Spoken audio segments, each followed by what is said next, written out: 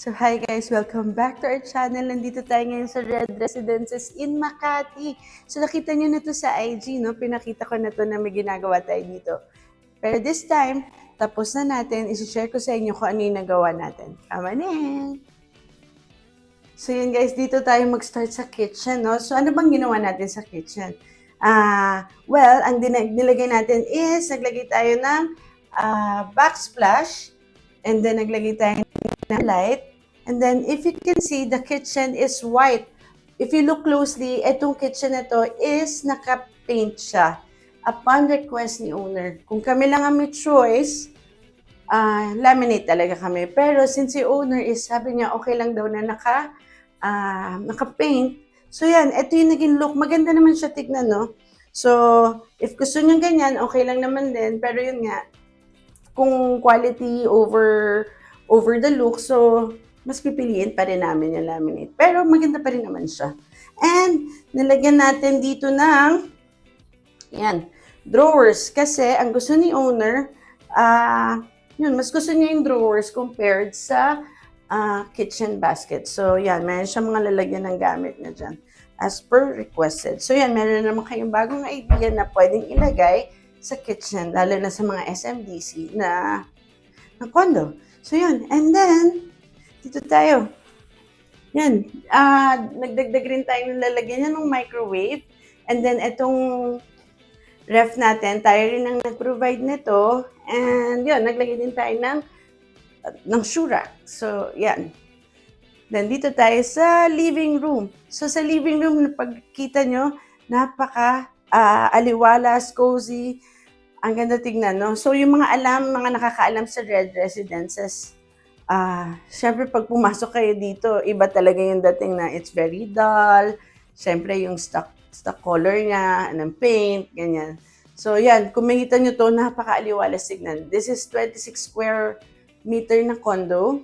Pero yun, mas lumaki pa siya tignan, no? So bakit mas lumaki? Unang-una, ang ginawa natin is naglagay tayo dito ng mirror. So malaki yung mirror niya, no? This is a half-wall mirror.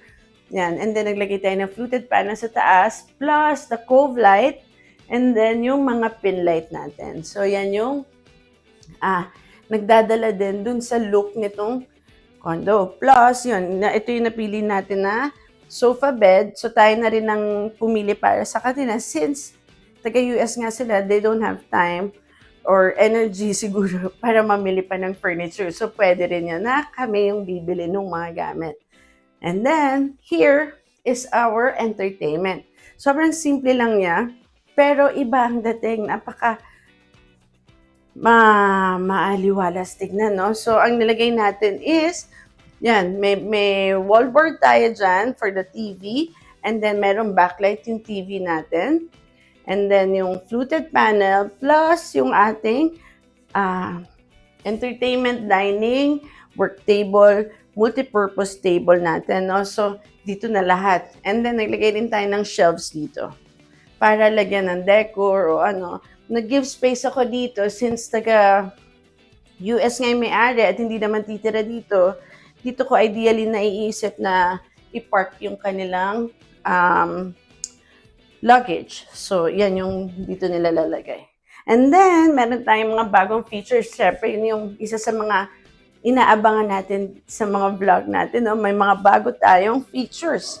Okay, so itatabi ko lang muna to saglit para you'll see kung ano yung bago nating features. So, this is nothing new to our followers, pero bubuksan ko na ulit yung ating rollout table. So, multi-purpose.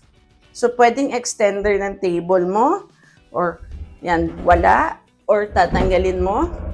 And then, ililipat natin dito sa kanyang sofa area. So, yan. And kung makikita nyo, yan, teka, pwestuhan lang muna natin. So, yan, dito kayo pwedeng kumain. Kung 2, 3, 4 kayo dito, so you can share this space. And plus, kung makikita nyo, meron tayong bagong feature dito. Okay? Here, this is our extendable dining table. So yan, mas malaki siya. If you need more table and more space, Halimbawa, siguro kung balikbayan ka, marami kang bisita or who knows, marami kang kailangan ilagay, i-prepare, kailangan mo ng extra table. So here is the idea na pwede siyang i-extend. Plus, yon, kung may bisita ka nga, yan, pwede ka pa magdagdag dito. Actually, meron pa akong upuan doon. So, pwede mo pa siyang ilagay. Maluwag pa siya. Imaginein mo, di ba? Hindi naman tayo kapayatan na tao, kasya pa rin tayo. So, yan. Okay? And then, yun, madali lang siya i-fold. Pindutin mo lang sa ilalim. Yan. This is something na hindi mo naman siya araw-araw gagamitin, no? Because, ideally, ewan ko, kung para lang sa akin, ayoko din talaga yung may mga pinipindot, inaangat.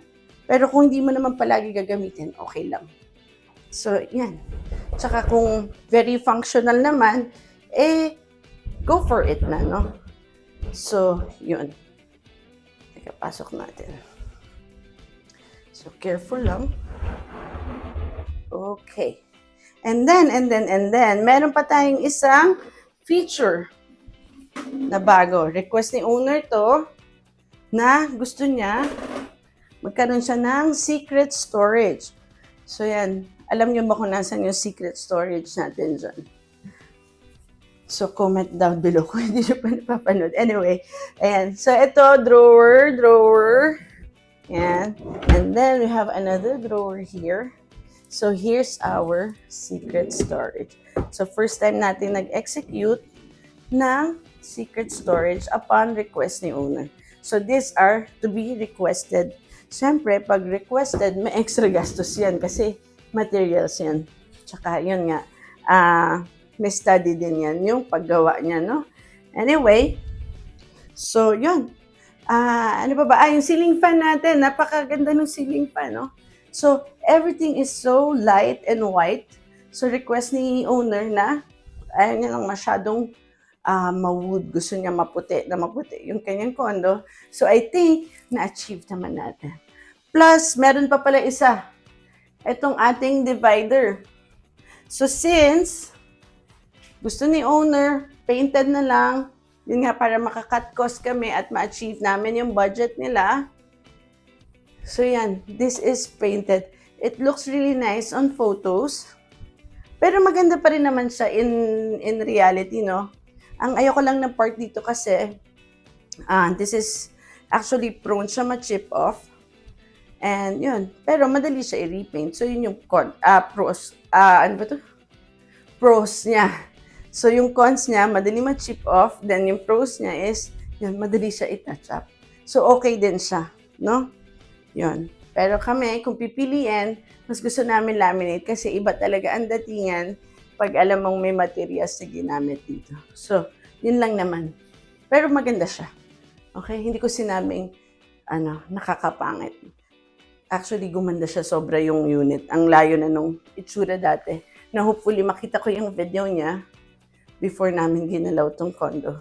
So, yun. And then we go to the bedroom. So, yun guys. Dito naman tayo sa bedroom. If you can see, very, very cozy. Super simple, super cozy yung itsura niya, no? Kasi nga, ang nagdadala dito is yung lighting, no? And yun nga, yung choices of color natin is very light na, yun nga, nakakadagdag siya dun sa ambience natin. So, ano bang ginawa natin dito? So, first things first, ito, ang binigay natin sa kanila is yung ready-made na cabinet na, no? Kasi mas mura ang ready-made kaysa sa mga custom-made. So, ito yung binigay natin sa kanila, which is very giving naman, no? Kasi naka 3-door pa rin naman siya. Hindi ito tinipid, no, guys? So, yan. Tsaka, quality-wise, pinili na rin natin. Hindi ito yung mabibili natin sa kulay green na grocery store. Ayoko na lang banggitin. First, that should be. So, ayoko kasi ng mga furniture doon dahil talagang, ewan ko yung quality. Hindi ko talaga trip yung quality nila. And then, this one, kinostom natin tong side na to, yung kanilang, dresser table. So, yun. Nilagyan natin sila ng smart mirror. Yan, yan ang magandang color. So, yan. Pag magme-makeup ka, very, very fresh yung itsura mo maayos, 'di ba? So maluwag, malaki. And then naglagay tayo dito ng ottoman chair nila para pag magre-ready sila. Yan. And then may power outlet na rin. Tapos may drawer na din tayo. Yan, tapos may ilaw na. Yan. Ay, hindi pala. Dito pala yung switch. Yan. So, yan yung nilagay natin dito sa kanilang dresser table. So, imagine, no? To this space, kaya maluwag pa rin yung kanilang dresser table and all that. And then, what we have here, sa bed area niya. Okay? So, yan. Yung bed area niya, simple lang. Simple design ng headboard. Naka-wood headboard siya. And then, yon. And naglagay tayo dito sa gilid ng pendant light, yung kanilang bedside light. Tapos, meron pa din side table. So, yan. Dalawang pareho silang may side table. So, maluwag pa din yung space niya. So, even, yun nga, yung lagi nating issue sa mga gilid, no? So, nakakalakad ka pa din naman na maayos. This, I think, hindi ko alam kung 30 cm or 40 cm. So, kasya pa din siya. No? So, maganda pa rin yung space. Tumatama ka lang nga sa curtains. Pero, di ba, what not? Okay na yan. Pero, yun. And then, naglagay tayo curtains. So, these curtains, yun nga, yung naka-double rod siya na curtains, no? So, yan ang ginamit natin dito. Meron din na white sa loob. Yan. And then, there's another feature.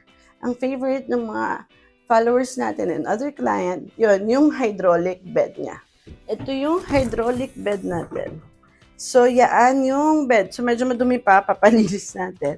Pero yun, maluwag na maluwag yung space niya. And then, yun, dali lang naman siya i-arrange. So, yan yung ating hydraulic bed. And then, we go to the... Nakalimutan pa ba ako? Ito pa pala guys.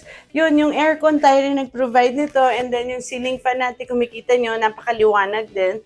Pero yun, hindi siya ceiling type LEC, para siyang electric fan LEC. So, yan yung nilagay natin.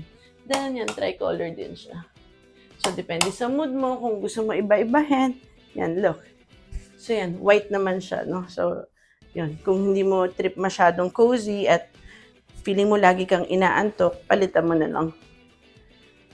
Yan. And lastly, yung ating bathroom. So, ito yung ginawa natin dito. Yung bathroom, yung yung mirror cabinet natin. Tapos, yan, meron din tayong storage dito. And then, naglagay tayo ng shower enclosure. And then, naglagay tayo ng hangiran ng, yan, dyan kayo magsasabit ng ni-laundry. Kasi nga gusto natin nila maglagay ng washing machine. So, ito yung naisip natin na lagyan ng hangiran ng laundry. So, dyan sila magdadry. So, yun lang guys, ang ginawa natin dito. So, yun guys, I hope nag-enjoy kayo sa ating featured video or condo dito sa Red Residences. Yun. Thank you sa owner na pinayagan tayo ulit na i-share nila yung condo nila para ma-inspire namin or natin lahat yung mga nanonood yung kung ano yung mga pwedeng gawin sa kanilang mga condo. So yun guys, don't forget to follow all our social media channels, YouTube, Facebook, Instagram, it's LBP Arts and Interior. All the details are posted here. So yun, i-message nyo lang kami. Then, I'll see you on the next video. Bye!